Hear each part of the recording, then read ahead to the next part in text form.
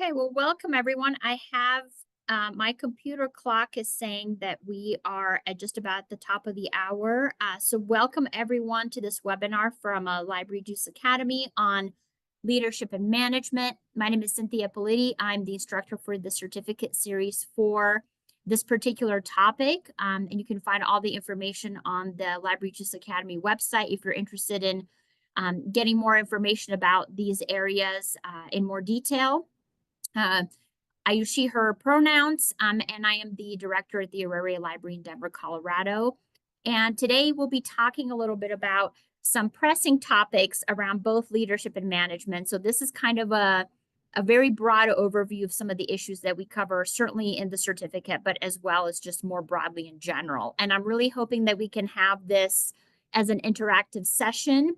If you do have questions, please add them to the chat. And I'll do my best to answer them. It may be more difficult for me to answer them as I'm going along, but we'll certainly take questions at the end of our time together. Please feel free, in addition, to let me know if you're having any tech issues, and we'll make sure that we get those we'll troubleshoot them for you. And I see some additional folks coming on, and we will go ahead and get started. And so welcome everyone. I'm excited for our time together, and I will go ahead and get started with the presentation. So today, as I mentioned, we'll be talking about leadership and management topics, a wide variety of topics across many different areas. And what we'll be talking about are a couple of different sets of issues. So we'll start by chatting about leadership challenges, which really start with thinking about who you are as a leader and your values. We'll talk about leadership communication. Communication is really, really important across many aspects of the work that we all do. We'll talk a little bit about employee recruitment and retention and developing a culture of care and dealing with change, which is happening across all of our institutions and organizations. And finally, we'll talk a little bit about preparing the library to advocate for support, which is desperately needed, whether, again, you're in an academic or public or specialized library. We'll talk a little bit about what it looks like to create an advocacy plan and tell the library story. And finally, how to engage with your stakeholder community. And again, this is really meant to be a broad overview of these issues. It is meant to apply, hopefully, to academic, public, special libraries alike. And it certainly does not apply to folks who are just in formal leadership positions. These issues, again, take many shapes and sizes and really can apply across a wide variety of kind of positional elements. And so you don't have to be in, like I said, a formal leadership capacity. It's really very much about kind of starting from where you are, what your goals are, and what your intentions are as well. So with that, we'll go ahead and get started. So we'll talk a little bit about defining your leadership values and communication approaches first. And so really, leadership values are really important because they help kind of drive who you are as a leader and how you want to show up and how you make decisions and communicate. So it's really, really important as a first step to think about these elements. And it really starts by kind of asking yourself several questions. So it really starts about thinking about what you care about the most. And you can start by really just making a list. Try to start by making a list of as many things as you possibly can to start with, and then really start to think about how you can narrow that list down. You could typically start to think about picking maybe top 3 to 5 values and perhaps ranking them as well. And so some may be more important than others, and maybe some may be more context specific than others. So the idea is that this list of values, which could change certainly over time, is kind of your guiding principles or your guiding approaches, and really help you determine, again, how do you want to approach your style, your communication, your decision making, how you engage with colleagues, how you engage with stakeholders. And some you will find that some values are kind of there no matter what. So for example, I'll give you an example. A couple of mine are humility and trying to bring a curiosity to the work that I do. And I will share that those two in particular kind of stay with me throughout the time. It doesn't really matter what I'm doing, or what activity is happening or what situation. Those are a little bit more permanent for me. But there might be others where you might say, well, I bring the value to this particular situation. So for example, if your institution or organization might be undergoing some budget reductions, some guiding values might apply more specifically to that particular situation. And so, in addition to kind of thinking about these values, you can also think about what are the things and experiences that have shaped you. How have these challenges that you've experienced helped you develop? What are your strengths? What are you passionate about? What are the big issues of importance as they relate to your job, your career, or your personal life? And I will share values can also be personal, but in this context, we're talking about your professional values that, again, kind of help shape your work. And another really important thing to keep in mind about this list is you're thinking about this and how you might go about creating a list if you don't already have one, is to make sure that these are values that are important to you and not what you think other people might want you to say your values are. So this is about you, and only you can determine what these look like, how these change over time, which ones might be more emphasized and in what context, and how these really shape your approaches. And so again, it's not about, well, I think everyone would want me to say I'm, I approach it this way or that way. This is really about you, and kind of they make up your experiences and your kind of perspective. But I think, again, it's really important to start thinking about these elements at this individual level, because then we'll be looking as we move through our time together today at how these might show up at an organizational level as you do kind of operationalize some of these values into your actions and your behaviors, which are really the two areas that then are driven by your values. So one of them, as I mentioned before, is this idea of leadership communication. So communication is a complicated topic, and I've devoted a couple of slides to this, but you'll see that the concepts here are pretty complicated. And I will also share, I forgot to mention this kind of at the top of the introduction, is I did provide a reading list of all of the articles that I've used to help create this presentation. So hopefully you will be able to access this information after our session together. And then you can definitely refer to that as you go along. So don't worry about trying to capture all the names and articles here. You will have that information as part of the recording and the slides as well. So we can kind of start by thinking about communication in a kind of a wide variety of perspectives. There's certainly interpersonal communication, which we'll look at, as well as broader organizational communication. And those are really the two facets that are kind of at play here. But really, kind of getting an initial definition of communication, I think, is important.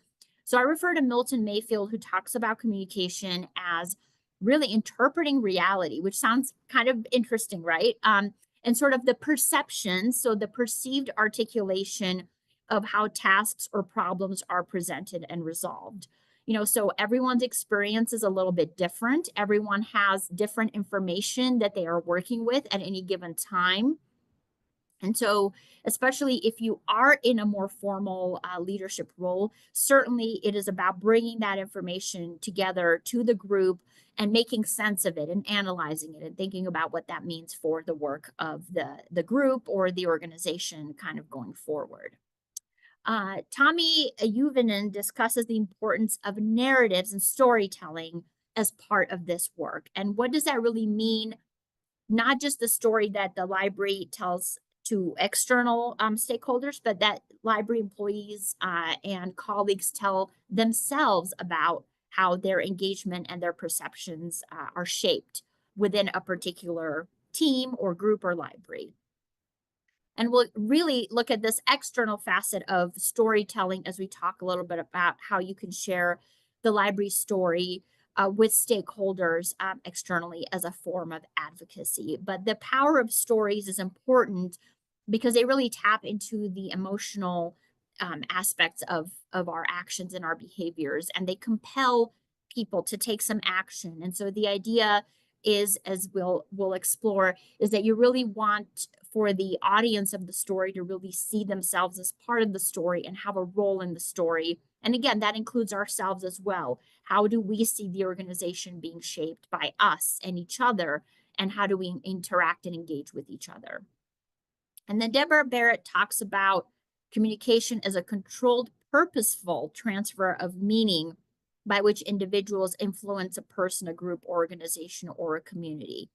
And I will emphasize that there is sort of a kind of another aspect to this. Certainly, it's thinking about who controls that information, how that information is shared, in what format, what are the implications of those decisions, what does that mean for that influence. And so certainly it could be misappropriated or misused as much as it is used for that purposeful and more positive intent.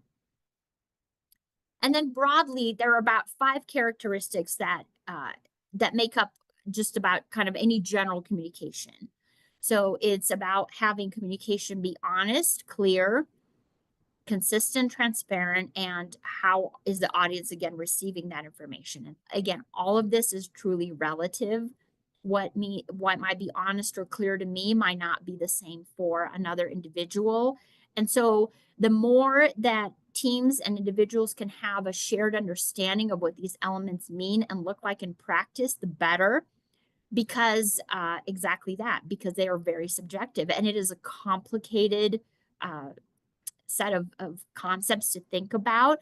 And it's certainly not something that you're ever kind of done with. It is certainly an evolving work, and it does take work and thought and conversations about it. It's not something that necessarily happens organically.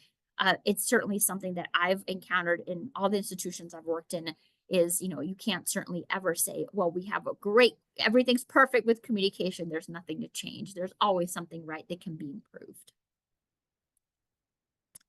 And so talking a little bit about how communication happens at the interpersonal level. And you really want to be thinking about how you can have assertive communication that is still kind. So the 3 different levels of communication that are kind of generally described in the literature are the passive, where the person's rights are being violated because they're not able to express their thoughts, their feelings, and beliefs. The aggressive, which is sort of the polar opposite of that, where the information that is being shared and the way in which it is being shared is inappropriate, is hostile. You're kind of imposing that on someone. And there's sort of hopefully that middle ground where it's clear communication, the assertive level of communication is clear, and there's a mutuality where both parties feel like their rights are being protected, and there's empathy and clarity and kindness in the communication. And so this type of communication really involves stating what you want and focusing on your role and your part of the conversation. So you can't really control necessarily how other people act and behave or what they are thinking, but you can certainly make a request of that person. And this is really talking about kind of setting a boundaries. And how do you do that in a way that, again, is kind, is empathetic, is clear, but also helps you feel like you are getting what you need and establishing that boundary. So it's describing a very specific behavior. So when this occurs, this is how I feel, or this is how it is impacting the situation. You are stating the problem. This is causing a problem because you're outlining the change I would like to, or could you please? So again, this is your request of the other individual. You're explaining the reason or the benefit of why that change is important. This will help the situation or me personally, or kind of how will this help? Get the commitment. So can we mutually commit to making this change? And then thank you, of course. Thank you for being willing to consider this. And then kind of practicing this over and over, making adjustments as needed, being able to say this step worked really well, this step maybe not. And so it's really, again, kind of developing a blueprint, so to speak, for how the communication and that interaction occurs.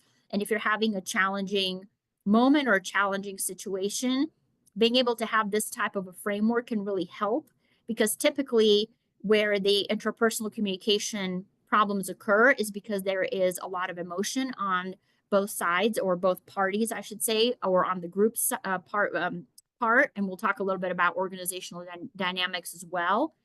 And then it becomes more about, well, I'm right and you're wrong, or the other person is right and I'm wrong. And then it becomes emotional, and then the communication tends to break down. And then you start to see some of those other passive or aggressive elements kind of come in. And then the actual goal of the communication is not being met. And that's where typically then you start to see, again, that conflict coming in. So speaking of conflict, this is also, again, thinking about it at the individual level, but then thinking about also at the organizational level. And so you want to think about what kind of conflict is happening. So not all conflict is the same. Sometimes it is truly a more personal or personality driven conflict, but other times it is a difference in values. It is a difference in perspective, or it could simply be a more structural conflict, which means we're disagreeing about a particular workflow or way of doing something. And so again, depending on the type of conflict that you identify, it will help you figure out how to address that particular conflict. Typically, when you're having this kind of conversation, you are going to want to start to reframe how the other party or the other individual is conceptualizing the conflict. And, it's also really asking a lot of questions. So again, we're getting back at that sort of moment of curiosity where you are trying to understand. That doesn't necessarily mean you agree with the other individual's feelings and interests. And you're trying to remove, again, that charged language if appropriate. Sometimes it isn't appropriate. There is something going on that does need to be addressed. And you're trying to actually restate the problem. So again, what you're trying to get at is what is important to them? What are they concerned about? Regardless, again, of whether or not you agree with it. The first step is trying to understand where that person is coming from and what their perception of the situation is. And you're checking for accuracy. And this is not paraphrasing. So this is a slightly different kind of a tool set to try to apply when you're having this kind of a conversation. And it really does help to kind of try to step outside, as difficult as it might be in the moment, to try to sort of step outside of that moment and try to apply these skills while they are happening, so that you are able to then kind of be thinking about this as it's happening. And this really does take a lot of practice and trial and error, and seeing what works and what doesn't. The other way that you can kind of approach some of these elements is through this idea of Pyron's funnel, which is kind of, again, a broader framework for how to approach a more challenging conversation or situation. It's talking about what information are you trying to collect. So again, you can say things like, help me understand. Agreeing on the issues that need to be addressed in the first place. So again, this gets back at this idea of what kind of conflict or issue or situation are we dealing with. Agreeing on the criteria to solve the issue. So focusing again on the interest, not the position. The position is you're right, I'm wrong, or I'm right, you're wrong. The interest is what are we trying to accomplish and why is this important? And then finally, what actions must be taken and who's responsible for kind of doing what, and how will we know we are successful in accomplishing this work? So some of these elements certainly can be applied at the organizational level as well. And again, it takes some introspection, thinking about it for yourself, how this might apply to you and what you're dealing with. It might also take some conversations at the group level about what this looks like within the group, and how can some of these elements be brought into the conversations to assist with team and group dynamics. So we'll go ahead and pause here for just our first quick activity. And I'm going to go ahead and end the slideshow, but I will drop this link into the chat. Hopefully everyone will be able to access this Slido. Whoops, excuse me. I'm going to go ahead and escape here so that I can drop this link into the chat. Let me see if it'll work. and then hopefully you will all be able to access this link, and I'm going to open up the poll. And so I would like everyone, and this is anonymous, by the way, so I will not know who is saying what for any of these activities that we're undertaking. And I'd like to ask, what is your most challenging communication issue that you're dealing with at the moment? And this is an open text, so you should be able to just type in your response into the text box that appears through Slido through the link. And I'll wait just a few seconds for folks to be able to provide their feedback. Thank you. So I'm seeing so folks are having different communication styles, okay? And so I'm wondering if some of the tools that I just talked about might be helpful here to come to some agreement about at least how to approach the communication or a particular conversation, and having them maybe take turns in terms of trying to sort of facilitate some of those skills and approaches to be able to communicate. So employees who ignore actually employee emails, okay, or ignore emails, excuse me.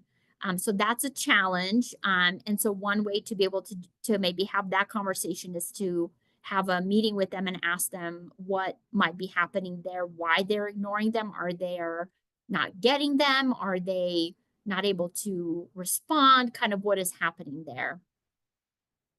So top-down communication. So sometimes it's about the timing of the communication. So that's where, again, those issues of clarity and transparency and timing come in. And so I think some of the challenges that I'm seeing with the different styles or feeling stuck like different values is, if possible, being able to have some conversations and having some shared agreements about what that looks like. And it could be that those are truly situational. So for example, when you're talking about, administration, sending down some communication or sharing some communication, having some agreement about what does that look like. And I realize that it's really difficult to be able to bring these issues up with an administration or with a particular manager or supervisor. But the more those are understood and clear, the easier it is then to address what is working and what isn't working. Or maybe it's asking questions like, could this information be shared in a different way or through multiple channels or in a different format? And making some of those requests. I don't know if that's always possible, but hopefully some of the tools that we've just talked about, will help with some of these issues. Thank you all for being willing to participate. This is more or less how we'll structure the rest of the activities in our time together. So I'm going to go ahead and close this poll and take us back into our presentation. Okay, so we're going to move from communication to talking a little bit about supporting employees and some structural tools for how to do that. So one of the things that we can kind of think about really in terms of employee support starts from the very beginning, from the recruitment stage. So one of the areas to consider is thinking about when you might want an internal versus an external recruitment and what that process looks like. So external hiring is typically great if the organization is changing, if the skills are not already available within the particular workforce, or there is strong employee support for kind of the direction in which the organization is headed. Thinking about internal hiring might be great if the organization is more stable, there are specific skills that are already available. You are trying to maybe, promote some folks or provide new opportunities, but there might be, not as much training available. And so really thinking about that internal versus external recruitment is a really important first step. The second important step is the interview process. So you want to really look critically at your interview process and think about, why does it look the way it does? Is it just historically, this is what we've always done? Can there be some areas for improvement? Are you, for example, if you're asking for a presentation, is it asking to provide more detail and knowledge about the institution, or do some free labor where you're asking someone to kind of solve an issue for the organization? You want to make sure that you're asking, that you're sharing the questions with the candidates ahead of time if possible, and you're anchoring those to the job requirements, and that you're not asking things that are inequitable or otherwise problematic. that you're not really looking for this idea of fit because it is very subjective and subject to biases that are there. Could someone without experience successfully answer these questions? How are you going to communicate with individuals? Can you provide some kind of touch points along the way to make sure that the candidate is feeling supported along the entire process and knows what's going on? And then can you maybe give an opportunity for candidates to chat with someone within the organization, either during or before the process? And again, share as much information as you can about what to expect as they're headed into the interview. So this idea of retention, again, still speaking, kind of structurally, is then kind of comes sort of the next step. So you've hired the individual, you've thought about this recruitment piece, and you're ready to do the onboarding. And so you want to think about kind of what does the 30, 60, 90 day and possibly longer onboarding plan look like. The first kind of initial level is compliance. So that making sure that folks understand policies, procedures, guidelines, kind of how things work. This is really basic onboarding practice. And then clarifying what the expectations are, how, again, evaluations are conducted, what does that look like, the culture, so what are the norms, how does networking and communication engagement occur, and then the kind of the deepest level, which again takes a little bit of time, is thinking about connection. So how do you connect with others? How do you form relationships and giving meaning to just being at work? And what does that mean for that particular context? And then really further down the line is thinking about career planning with the employee and thinking about building relationships with colleagues, with mentors, with peers, alignment, making sure that everyone knows how they are contributing to the vision and mission of the library and the work that's happening. And then growth. Can there be stretch assignments, mentorship, some more formal learning opportunities? Can there be a programmatic mentorship model? Or is it more informal? Can there be some career development goals and activities and tracking of progress? And again, this depends on the library's practices and guidelines, on the broader organizations. Sometimes it's, a campus or a centralized HR that provides some of this as well. So just being really mindful about these opportunities and kind of structuring them and integrating them into that employee experience from the beginning all the way through kind of when they've been integrated into the organization and then beyond. And we'll look at some additional ways that can happen. So some additional ways that this can happen as well is through this concept of stay interviews, which is kind of the opposite of what we have seen kind of as a general practice as done as an exit interview. So typically the exit interview happens as the employee is leaving the organization. And by then it's really too late to make any changes to have retained the employee. And so we just say, well, it'll be for next time.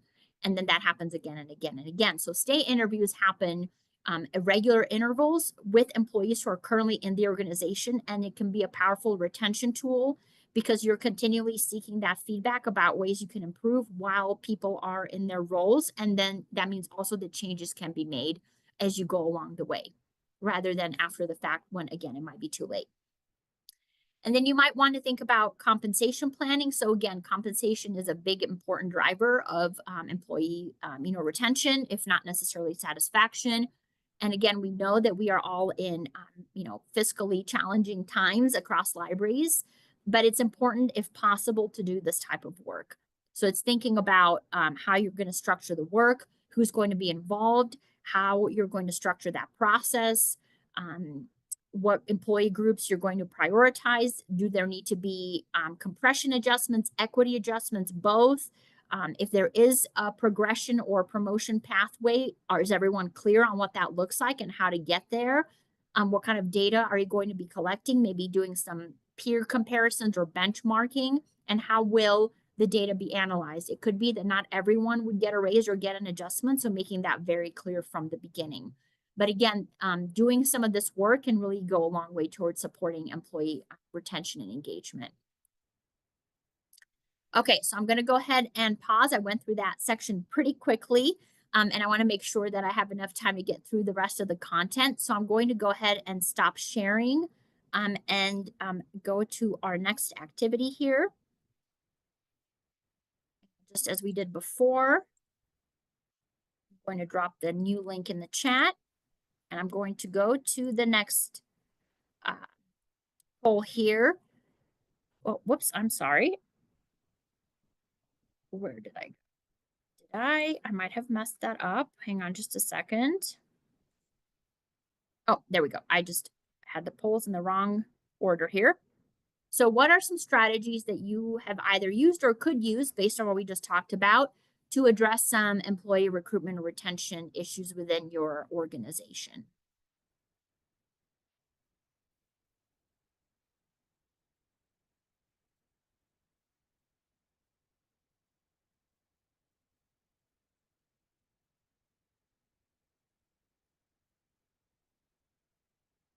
And I'm hoping that too, as folks are typing, that you can see that not everything, requires a fiscal commitment. Obviously, that's important, but some of the things like stay interviews, for example, don't. So just thinking about kind of again that broad array of options.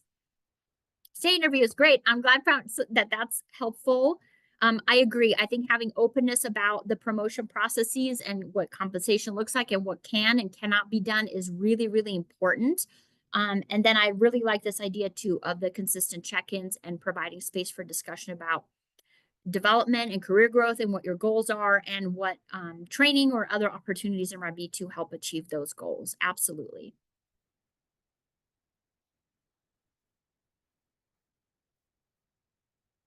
And pay equity. And that's again, those are those things that have to kind of happen on a regular basis, or if there is kind of a big push to get everyone sort of at the same benchmark to begin with, what did that iteration look like? Because it's not something that you can just then sort of set aside. It's a continual process because as we know, paid things change and then all of a sudden compression was taken care of in one area, but maybe equity comes up in another. So continually kind of being thoughtful about that. Great. Thank you all very much. Let me go ahead and go back to my presentation here. So now we're going to talk a little bit about some less tangible things, which is really talking about having a critical culture or culture of care.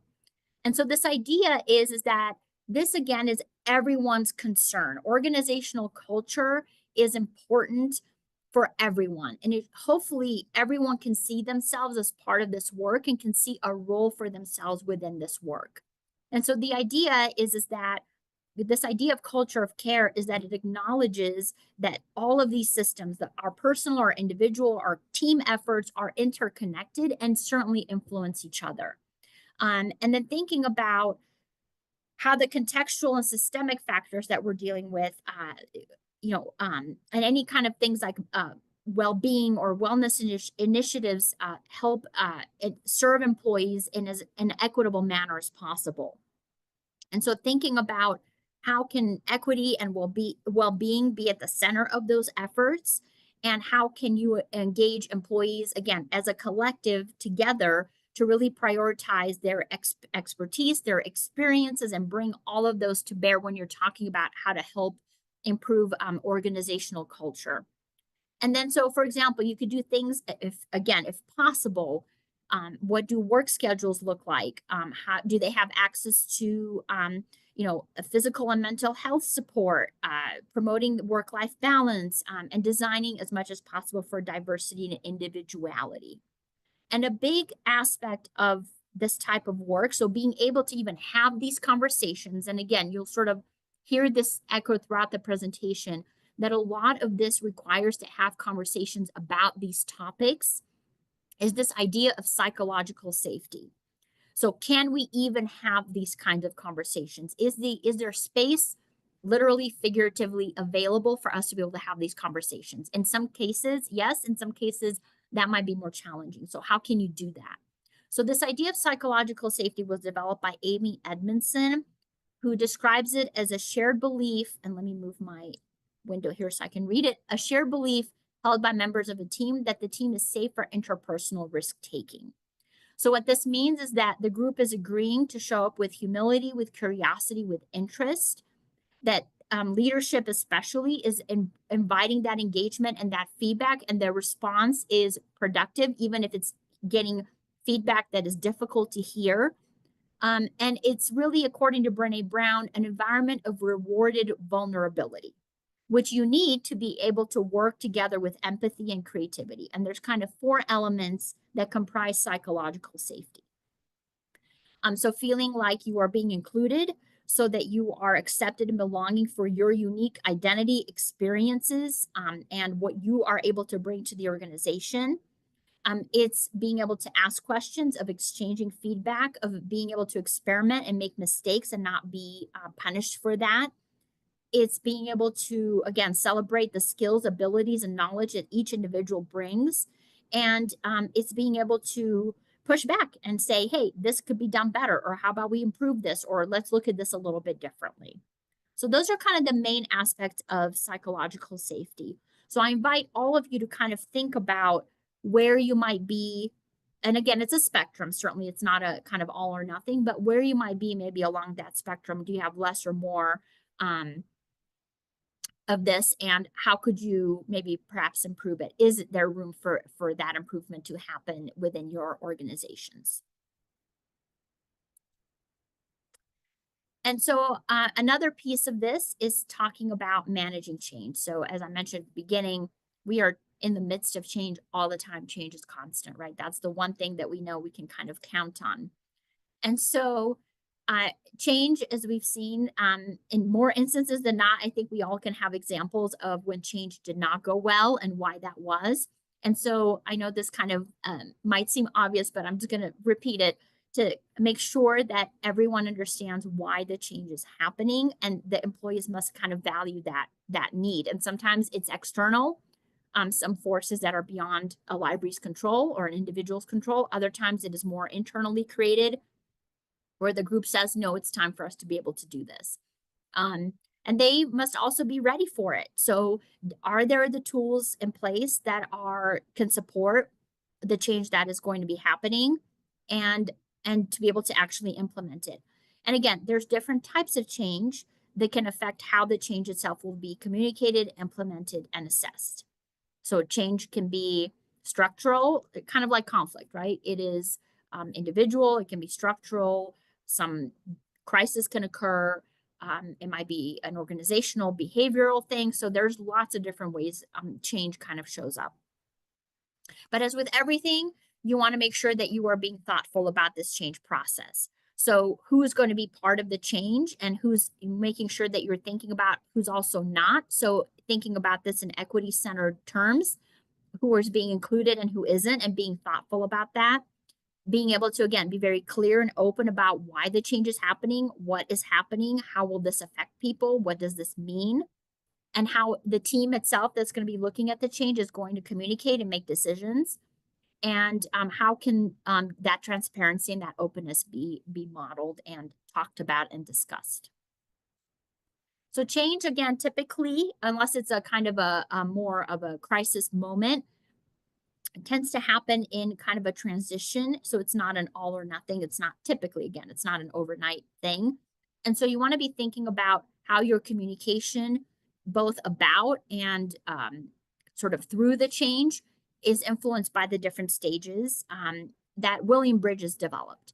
So the first stage is this idea of letting go, where you are kind of thinking about what the change represents and what might be lost. And what is stopped or no longer being done or accomplished or done or achieved, and what does that really mean? Then you're entering this idea that he calls the neutral zone, which is the most challenging of the zone because you're sort of in between stages. You've sort of let go of whatever the previous state was. You haven't quite entered the new state. So this tends to cause a lot of anxiety for people because it's very unclear, and there's still a lot of questions that are part of this stage. And finally, you're kind of in this new beginning, he calls it, where you are reshaping and have new understanding of the values and the attitudes and the change that has occurred. So again, you want to make sure that you're thinking about how communication flows through these different modes of transition. You want to make sure that you're sharing what you do and don't know. Provide ways for people to ask questions and engage with the information that is being shared, so that they understand, again, how the change will affect them. Why? So the most important one is why. and try to be as, again, open as possible about how you are charting progress and movement through these different phases of the change process that you're undergoing. And finally, you want to assess the change. So was the change itself successful? Has the organizational culture changed, and to what extent? And that's a really challenging one to kind of effectuate, because it's not something that necessarily can be easily measured. You can't say, well, we were at a 5 and now we're at a 7 kind of a thing. So you want to be thinking more in terms of outcomes. So what was the elements that were kind of went into the change? What happened? What were the deliverables? What was the impact to the stakeholders? And sort of what were those observable or measurable kind of milestones? So kind of an easier example of this is, for example, if there's space renovations, how did that go? Were people how did they move into a new space? What were their perceptions? How are they working differently or interacting differently as a result of that change? But there's, of course, many examples of how this model can be applied, again, to kind of measure some of the less tangible forms of change, especially as it happens at that individual level, which is more challenging to determine. Okay, so I'm going to go back into our activities.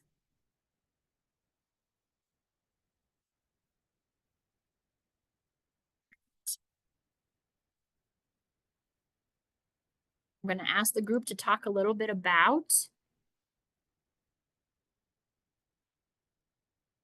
what aspect of change or change management do you feel are most challenging? So this is a different poll. This is actually a voting poll for us.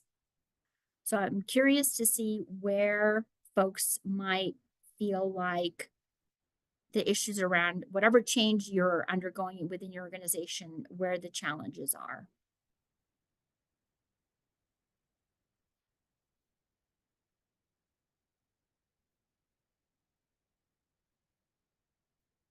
Ooh, okay. It's always fascinating to watch this in real time. Okay. Okay, so I'm seeing the resistance piece.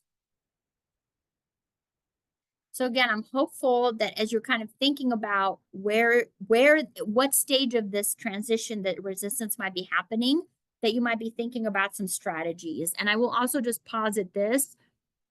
Sometimes it's not so much about resistance, but again, maybe a lack of understanding of why things are happening, of the process, of the communication. So be thinking about how that resistance or perceived resistance is being shaped by the stage at which this is happening. So the resistance might look different in the neutral zone, again, where there might be more anxiety or personal anxiety happening, maybe that at that new beginning part where it might be a little bit more about the logistics or some other aspect. So be thinking about that. I think that's kind of an interesting sort of element to consider. Okay, thank you all for voting. So I'm going to actually go back because I have a second set of polls here, and we're almost at the end of our time together, and I want to make sure that I cover all of my content. So we're going to move forward through the presentation. So we're going to come up to kind of the final couple of aspects that we'll talk about today, which is advocacy. So we've done a lot of looking at internally within the library, talking about how we communicate, how we think of ourselves as leaders and as employees, as colleagues. We've talked a little bit about how to support each other through more structural and cultural ways, and talking a little bit about change. Now, finally, we're going to talk a little bit about how we work with stakeholders and advocate. So advocacy is really about a promotion of a cause or principle that leads to a specific goal, and typically does not involve a confrontation or a conflict. So it's not an adversarial, it could be, but it typically is not an adversarial endeavor. It's thinking about what you're trying to achieve and why. So again, that story, and we'll get to that in just a second. It's talking about what your resources are and what your strategy is, and who your partners and perhaps some of the opposition might be. It's thinking about having an action plan. So what are the actual steps that you will take to carry out this effort? And how do you know if you were successful, what worked and what didn't? And so how can you be defining progress? So it's really thinking about three aspects of progress. And again, these are difficult to measure because sometimes it's difficult to know whether or not you've achieved your goals because advocacy tends to be a long-term endeavor. It's not necessarily a super quick, well, we accomplished a project. It certainly could be, but it typically is more of a longer-term effort. So you want to be thinking about, was there raised awareness as a result of this effort? Is there an increased understanding? Has there been a change in knowledge or skills? Or has a practice or a policy changed? And again, this is thinking about that bigger systemic level change that could be impacted by your advocacy work. But having a plan and going into it with this plan or this kind of framework really helps to figure out how you're going to approach it, who you need to be talking with and why, and how do you kind of develop and deliver that message. So this is where working with stakeholders is really, really important. And why is that important? Well, they can provide a reality check. They can offer insight. They can provide feedback. They can help you with your efforts and provide recommendations.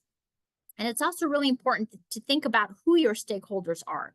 And you want to make sure that you're thinking about yourselves and each other as stakeholders as well. It's not just about external stakeholders, it's about internal ones as well. So there's kind of four types of stakeholder groups. So it's the implementers who are doing the actual work, the day-to-day activities. It's the decision makers, which are often the group that we most want to try to influence with our advocacy efforts because they have the authority to say yes or no or make a change. The participants are often the ones that are served or impacted by that particular program, activity, or initiative. And the partners are the ones, again, that are there to support you and help you. So there's a wide variety of engagement frameworks and methods. You can establish a formal partnership. So MOU is Memorandum of Understanding, a project. You can have a collaboration through things like focus groups and workshops. You can simply be pushing out information via different communication channels. Or you can have things like advisory panels or boards or have a consulting capacity. And you can have different methods. So you can have, for example, ethnographic engagement methods, which include conducting interviews or observations, or even in some instances, drawing things where you're collecting direct data about user or stakeholder behavior, or user experience studies where the stakeholders are telling you what they're experiencing as a result of a particular process or activity or some kind of engagement. But again, the idea is that you're thinking about who this network is, how are you going to leverage it, who you need to work with, who is your participant group, what kind of feedback you're going to be collecting, and how can you put all of this together to create that comprehensive stakeholder plan, but also advocacy plan. Okay, so we have two more quick activities that we'll be doing. So this next one is thinking about how you are going to engage with your stakeholders. And you know what? Let me see if yeah. Sorry about that. Hang on just a second. I think I missed, well, we can just type into the chat. I think I missed creating a poll for this one. So if you want to just type into the chat is who are kind of your stakeholders and what might be some engagement methods that you could employ to gather some of this information. So generally speaking, who are your stakeholders? And I will go ahead and go back to sharing my screen so that you can kind of remember the different groups that I had. So who are your stakeholders? Are they implementers, decision makers, participants, partners, maybe all of those? Maybe you have stakeholders in all of those categories. And what do you think some engagement methods might work with those particular stakeholder groups? And just go ahead and please type that in the chat. And I apologize. I thought I had a poll for that one, but I did not.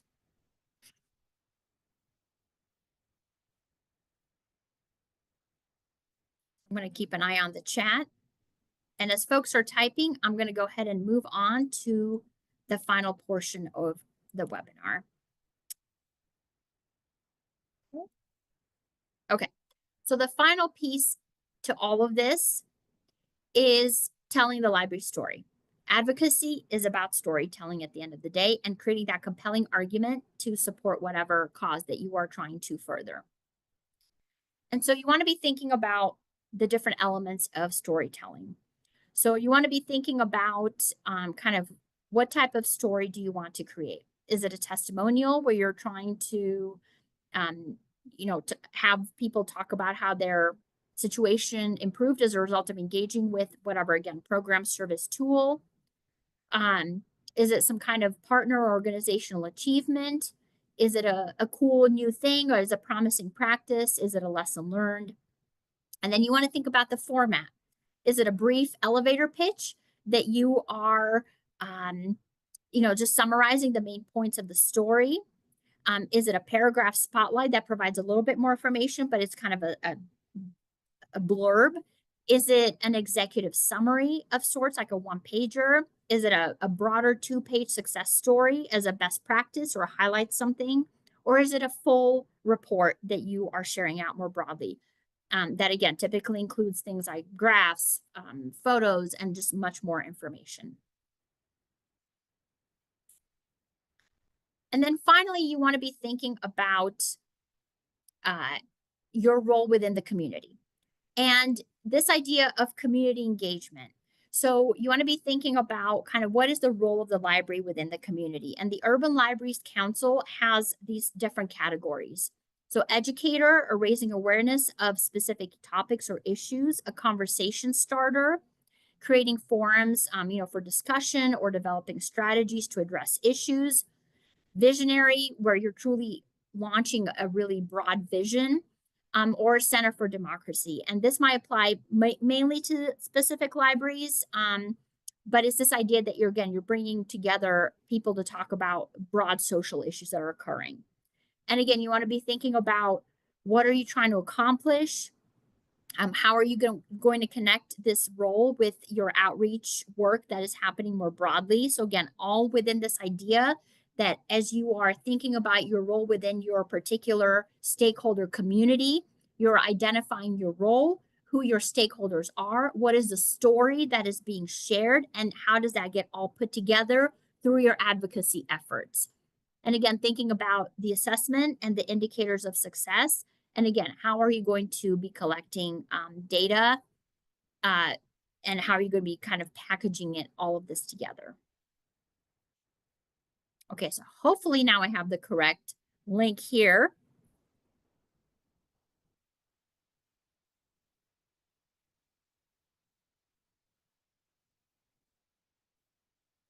So this next link will be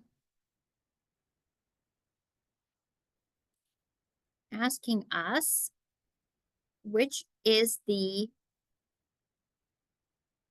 role that you are seeing for your library. And I hope I have the correct link here.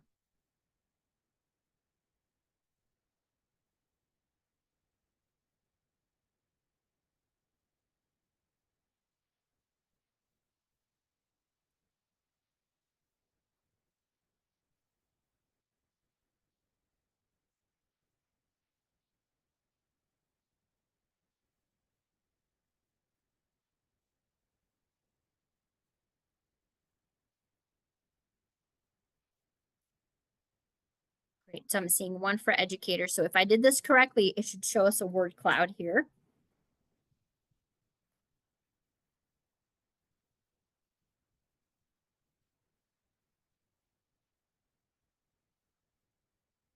And I realize, again, this is not going to be kind of an all or nothing type of list, certainly, but there might be some roles that resonate more given, again, your context than others. Great. So I see the educator, which I think, again, makes a lot of sense for all libraries, right? That's certainly why we are here.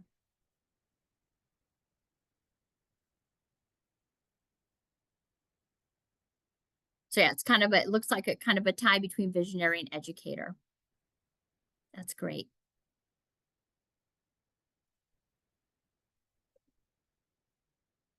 Great. I'm going to go ahead and stop the poll and go back to my presentation.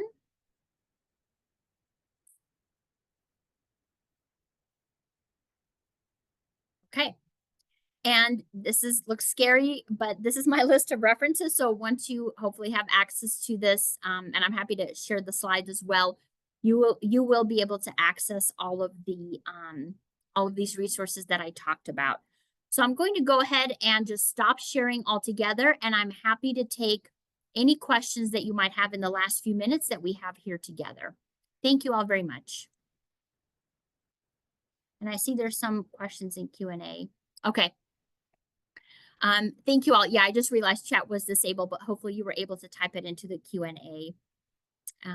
But please go ahead and feel free to ask questions through the Q&A, and I will be happy to answer.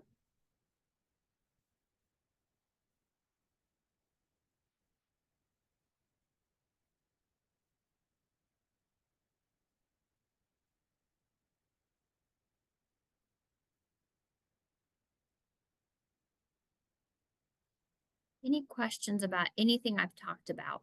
And I realize it was a lot of information in a relatively brief amount of time, so there might not be any questions at the end here.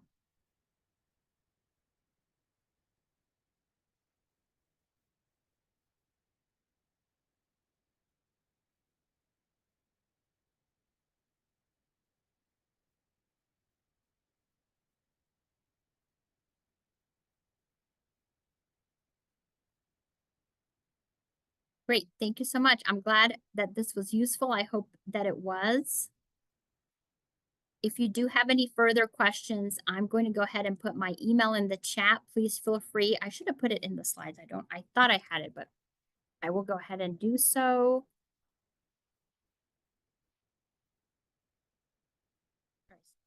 Spelled everything correctly.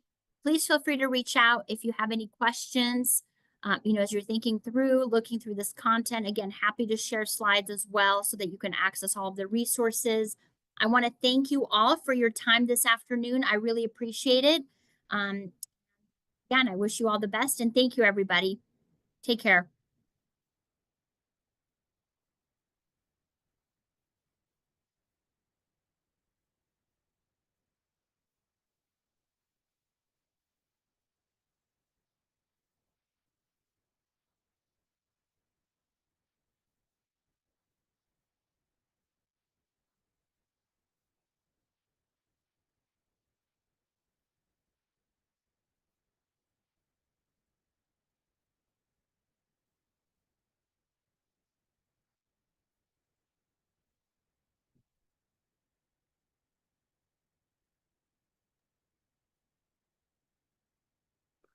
All right, fantastic. Thank you, Cynthia. I'm going to go ahead and